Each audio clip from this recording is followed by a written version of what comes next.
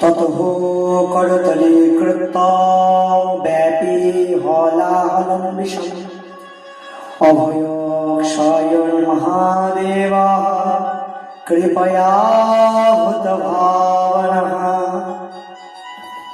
মহাদেব যখন দেখলেন সমুদ্র থেকে বিষ উত্থিত হলো, মহাদেব সবার দুঃখ সইতে না পেরে তিনি কি করলেন জানো?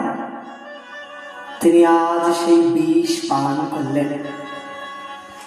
মহাদেব বিষ পান করলেন, আর বিষ পান করে তিনি বিষকে কণ্ঠে ধারণ করলেন। কেন জানো?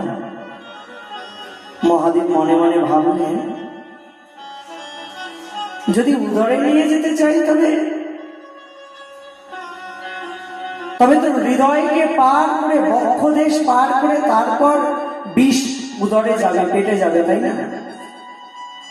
কিন্তু আমি আমার বক্ষদেশ দিয়ে কি করে বিষকে নেব? আমার ভগবান যে বলেছেন, বৈষ্ণব হৃদয়ে সদা গোবিন্দ বিশ্রাম, গোবিন্দ কহেন মম বৈষ্ণব পরা। বৈষ্ণবের হৃদয়ে আমার ভগবান থাকেন যে। তাই মহাদেব মনে মনে ভাবছেন, আমার হৃদয়ে আমার ঠাকুর আছে, আমি কি করে আমার বক্ষদেশ দিয়ে আমি বিষ পেটে নেব? না না না, আমার যতই কষ্ট হোক আমি সহ্য করব, কিন্তু আমি আমার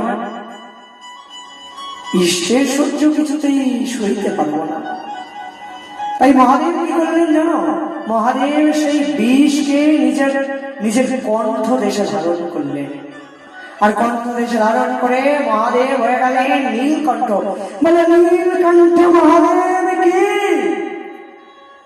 মহাদেব নীলকণ্ঠ হয়ে উঠেছে। এমন ভালোবাসা তার ভগবানের প্রতি। তিনি তো বৈষ্ণব কুল চূড়ামণি। তাই বৈষ্ণবকে কেমন করে ভালোবাসা উচিত, কেমন করে ভগবানকে ভালোবাসবে যিনি বৈষ্ণব হবেন তিনি, তা যেন মহাদেব শিখিয়ে দিয়ে গেলেন, মহাদেব বুঝিয়ে দিয়ে গেলেন। এমন করে ভগবানকে ভালোবাসবো। আর ভগবানের প্রতি ভালোবাসা এ আলাদা করে শিখিয়ে দিতে হয় না, জানো?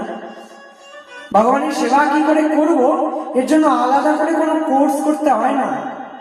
এ তো ভালোবাসার দ্বারা এমনি সাধক সেবা শিখে যায়, শুধু ভালোবাসা চাই।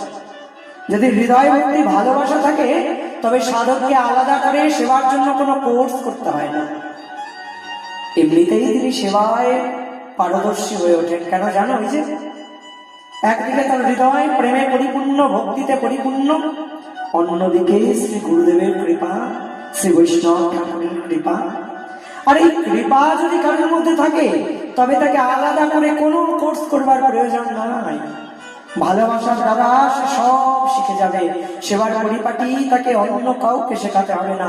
তার হৃদয় থেকেই সে বুঝতে পারবে কোন সেবা করলে ভগবানের সুখ হবে আর কোন সেবায় ভগবানের সুখ নাই।